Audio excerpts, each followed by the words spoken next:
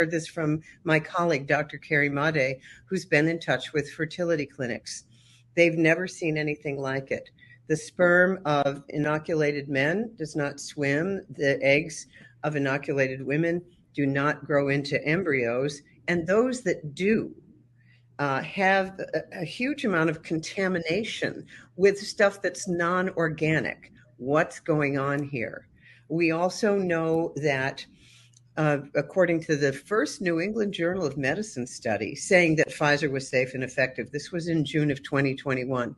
If you look at the raw data, it proves that 80% of the women who get the shot in the first and second trimester, basically 0 to 20 weeks, have an 80% miscarriage rate.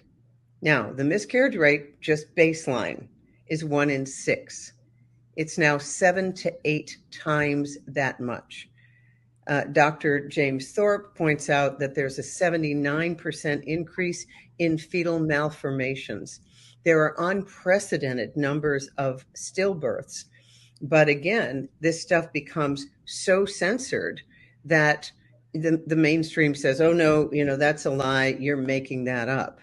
We also just published My Cycle Story with many scientists, including Dr. Hooker here, where we had a database of over 6,000 women that came forward because their voices were being silenced. We had a group of about 20,000 women on Facebook who were talking about their experience with their menstrual cycle. They'd never seen anything like it. 90-year-olds beginning bleeding again. And we're not talking mild bleeding.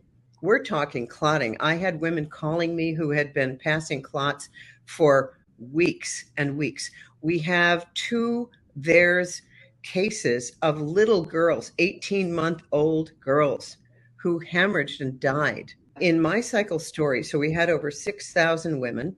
Then we looked at the baseline rate of what's called a decidual cast shedding, passing a decidual cast. That is where the entire inside of the uterus just is shed all at once as a piece. It looks just like a plaster cast of the inside of the uterus. In our data, as I recall, it was like 269 women reported this. Most of our original database were women who hadn't even had the shot.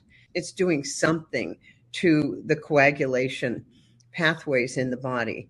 That is just the tip of the iceberg. I keep thinking, when these young women realize they will never be able to get pregnant because they had that shot, I mean, the horror of it is unimaginable.